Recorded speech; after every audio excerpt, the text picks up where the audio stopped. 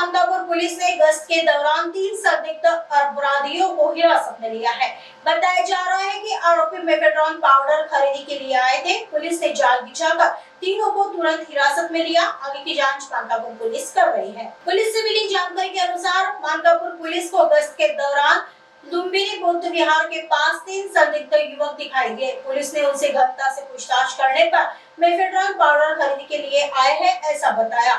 आरोपी वसीम अहमद खान, कार्तिक बिलवाल दोनों वर्धा निवासी, आयुष मेश्राम मानकापुर निवासी बताया जा रहा है। इस मामले में पुलिस ने आरोपियों से 2 रुपया वाहन, 20 ग्राम मेफेड्रॉन पाउडर, 73,000 की नकदी, 3 अलग-अलग कंपनी के मोबाइल फोन, ऐसा कुल 4,24,500 रुपए का माल बरामद किया है। पुलिस ने आरोपियों के खिलाफ एनडीपीएस एक्ट के तहत मामला दर्ज कर आगे की जांच मानकापुर पुलिस कर रही है। आमचं डीबी पथक रात्रीच्या वेळी गस्त करत होतं। यामध्ये माननीय पोलीस आयुक्त नागपूर शहर आणि इतर सर्व वरिष्ठ अधिकारी यांनी अवैध धंदे, अंमली पदार्थ आणि इतर जे काही अवैध कृत्य आहे त्यांच्यावर कडक कारवाईचे निर्देश दिलेले आहेत आणि त्यांच्या मार्गदर्शनानुसार कालची पेट्रोलिंग सुरू होती।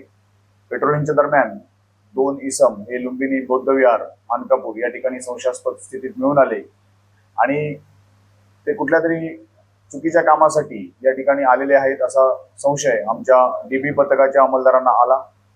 त्यांना विचारपूस केली असता सखोल विचारपूस केल्यानंतर असं लक्षात आलं की एका व्यक्तीकडून ते एमडी म्हणजे मेफेड्रॉन हा जो अंमली पदार्थ आहे तो खरेदी करण्यासाठी आलेले आहेत आणि त्यांच्याकडे काही रोख रक्कम देखील असल्याचं त्या आरोपीने, त्या संशयिताने सांगितलं। सदरची घटना ही डीबी पथकाचे पीएसआय देशमुख यांनी आम्हाला कळवली। आम्ही निवासस्थानी होतो।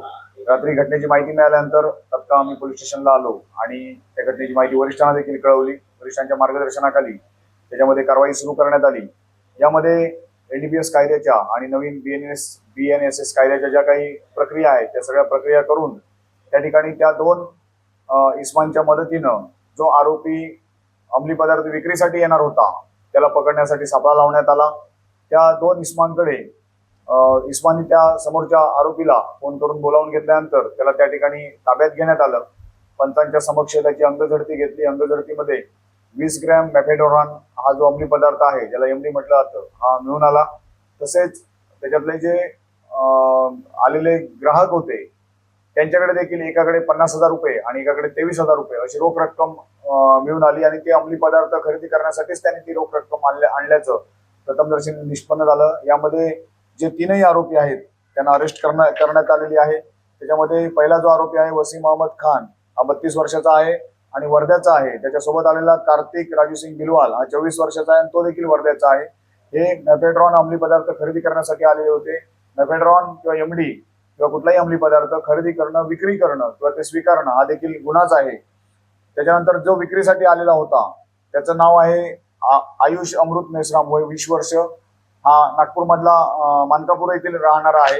या तिघांनाही ताब्यात घेण्यात आलेलं आहे। यांच्याकडून 20 ग्रॅम अंमली पदार्थ, त्याचप्रमाणे 73,000 रुपये रोख रक्कम, 2 दुचाकी गाड्या आणि 3 मोबाईल असा एकूण सुमारे 4,24,500 रुपयाचा मुद्देमाल हा आम्ही रात्री जप्त केलेला आहे। याबाबत एनडीपीएस कायद्यानुसार गुन्हा दाखल झालेला आहे। आरोपींना अटक झालेली आहे आणि पुढील तपास जो चालू आहे आज रोजी कोर्टात आरोपींना हजर करण्यात येणार आहे।